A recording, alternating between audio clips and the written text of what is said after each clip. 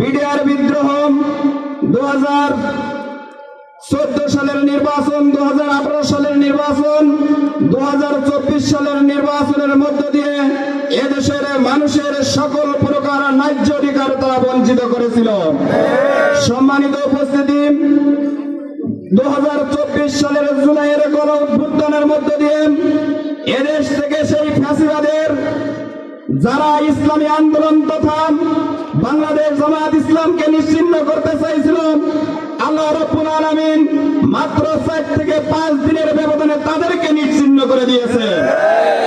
সম্মানিত উপস্থিতি, আপনারা জানেন আওয়ামী ফ্যাসিবাদ নিশ্চিহ্ন হওয়ার পরে তারা যে কার্যক্রম পরিচালনা করেছিল তাদের সেই উত্তরসূরি এবং আরেকটি দল তারাও ফ্যাসিবাদ কায়েম করার জন্য বাংলাদেশে উঠে পড়ে লেগে গিয়েছে।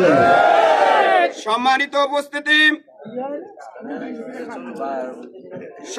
উপস্থিতি, আপনারা জানেন যে বিগত সময়ের আওয়ামী দুঃশাসনের সময়ে যেভাবে চাঁদাবাজ, লুটতরাজ, হামলা মামলা দিয়ে বাংলাদেশের মানুষকে ন্যায্য অধিকার থেকে বঞ্চিত করেছিল, তদরূপ গত 1.5 বছরে তার চেয়ে বেশি চাঁদা আদায় করছে তারা।